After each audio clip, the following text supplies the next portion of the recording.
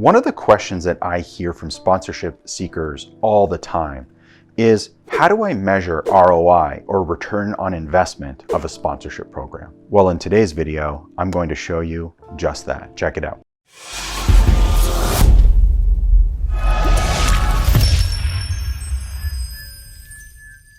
All right, everybody, before we dive in and talk sponsorship ROI, make sure you hit the like and subscribe button.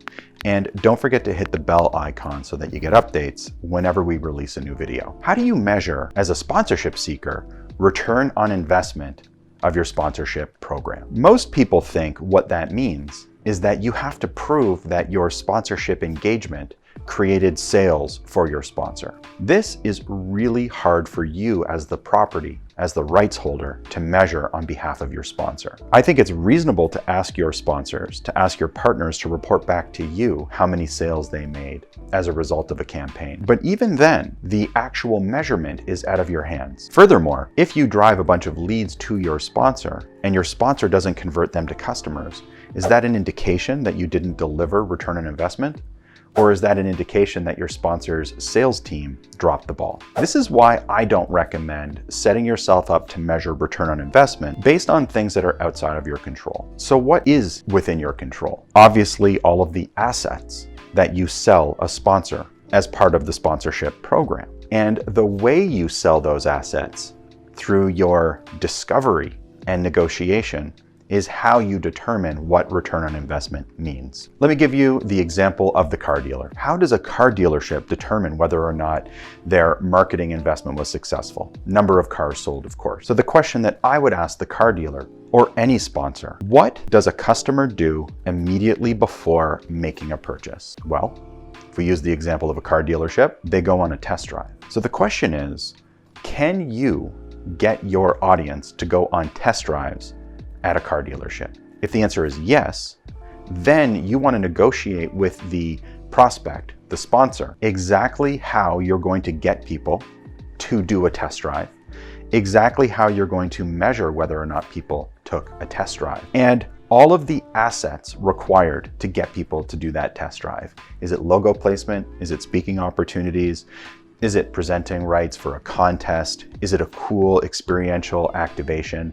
The how you do it will change depending on the behavior you're trying to create or incentivize. Let me give you an example of one of my favorite clients who had a test drive area set up on top of a ski hill where people got to test drive a cool truck through a frozen winter landscape and see all the cool features of that truck and how it handles in winter conditions. So the test drive was a cool and fun experience. And the people that this client brought to the activation were all in the market for a new vehicle within the next 12 to 18 months. Whether or not those people went on to purchase the vehicle is out of your control, but delivering the test drives is within your control. So how do you measure return on investment in this scenario? When you negotiate, when you sit down with your sponsor, you want to get very clear what is the activity you're going to measure as a success. Number of cars sold is out of your control. Number of test drives may not be.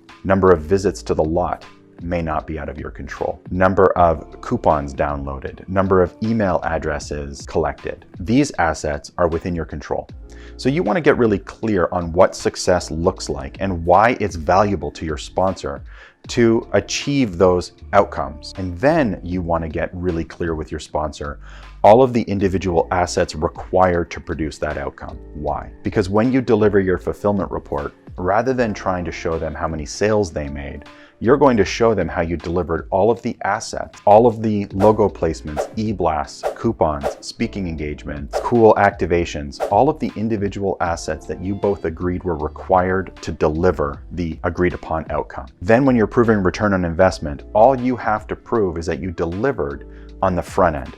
You delivered all of the assets you agreed were valuable. Then what your sponsor, what your prospect does with those leads, does with those assets, the part that's out of your hand, you're not being held accountable for. So how do you measure return on investment with your sponsors and of your sponsorship programs? Good discovery. Understanding exactly what your sponsors are trying to achieve. If a sponsor says they want brand awareness, you don't stop there. You ask questions until you know exactly how they measure an increase in brand awareness. And then you gain agreement with them on all the assets required to deliver that outcome. Once you've done that, return on investment is easy to prove. The inability to prove ROI stems from poor or weak discovery. Now, if what I've said today resonates with you and you want to learn how to build a sponsorship program that delivers ROI consistently to your sponsors, check the comment section below for a link to some free training that I put together.